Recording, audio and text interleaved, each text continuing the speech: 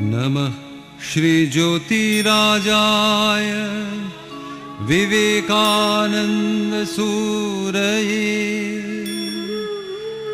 सच्चित् सुखस्वरूपाय स्वामिने तापहारिणे।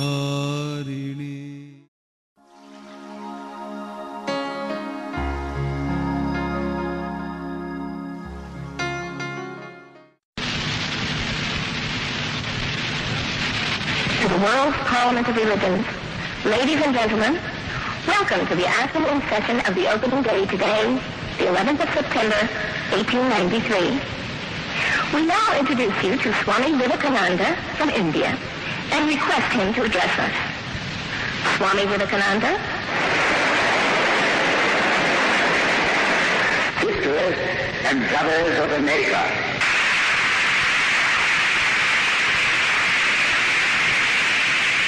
it fills my heart with joy unspeakable to rise in response to the warm and cordial welcome which you have given us. I thank you in the name of the most ancient order of monks in the world. I thank you in the name of the mother of religions. And I thank you in the name of the millions and millions of Hindu people of all classes and sects.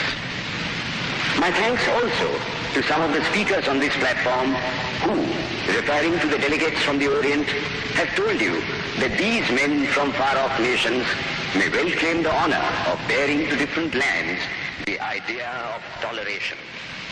I am proud to belong to a religion which has taught the world both tolerance and universal acceptance. We believe not only in universal toleration, but we accept all religions as true.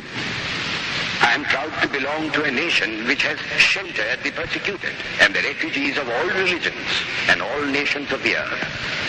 I am proud to tell you that we have gathered in our bosom the purest remnant of the Israelites who came to southern India and took refuge with us in the very year in which their holy temple was shattered to pieces by Roman tyranny.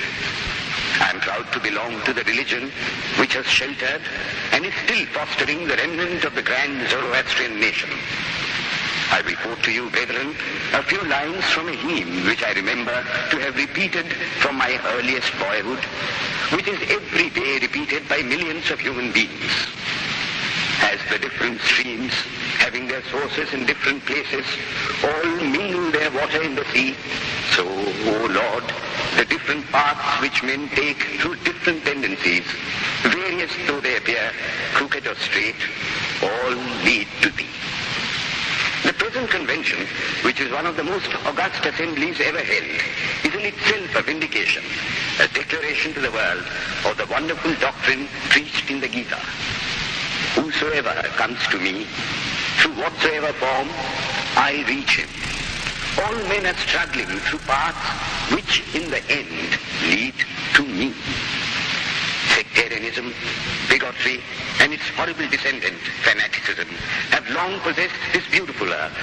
They have filled the earth with violence, drenched it often and often with human blood, destroyed civilization, and sent whole nations to despair. Had it not been for these horrible demons, human society would be far more advanced than it is now. But their time is come.